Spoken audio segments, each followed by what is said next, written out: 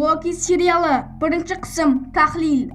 Birinchi qism asoskorlar vaqtlar aro sayohat Tesseraktni olish uchun 2012-yilga Nyu-Yorkka borgan sahna bilan boshlandi. U yerda bilasiz, Loki Tesserakt bilan qochadi va barcha kutganidek na alternativ olamlar, na vaqtlar aro sayohat, na har xil yovuzlik emas, balki to'g'ri Gopi cho'liga tushgani bilan hayron qoldirdi. Kuper nomi bilan bo'lgan samolyotdagi sahna ham shunchaki Lokining o'tgan hayotidan parcha ekan. Gopi cho'liga tushgan Lokini tezlik bilan TVA xodimlari tutib olib ketishadi.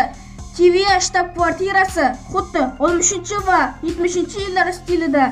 Keyin daqiqa ajoyib multfilm qo'yib berdi. Multfilmda Nexusga belgi berildi. Doctor Strange 2ga ham belgi berildi.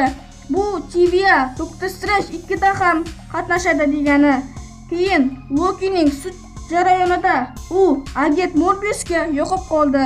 U bilan shaxsan o'zi ishlaydi. Agent Lokiga uning tarixini qayta ko'rsatadi. Lekin aldov ma'budi qochishga harakat qiladi. Alday beradi, yana qochishga harakat qiladi va oxiri qochadi. Lekin qaytadi va kelajakni ko'radi. U yerda onasining vafoti, otasi Odin o'limi, eng ayanchlisi o'zining o'limini ko'radi. Keyin Tesseraktni olish uchun borganda cheksizlik toshlari TVA uchun shunchaki bir quti toshlar uyumi ekanligini biladi. Loki endi o'zini o'lim kutib turgan joyga qaytishni xohlamaydi.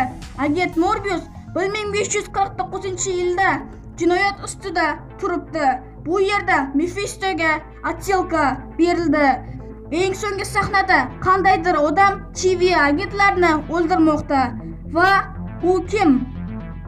Yangiliklarga ko'ra, u yosh Loki, boshqa parallel olamdan kelgan. Xo'sh, siz qanday fikrdasiz? U kim bo'lishi mumkin? O'z fikringizni kommentariyada yozib qoldiring. Birinchi qism sizga yoqdimi? Hammaga yoqdi deb o'ylayman. Agar video yoqsa, like bosishni unutmang. Keyingi qism tahlilini o'tkazib yubormaslik uchun kanalimga obuna bo'ling.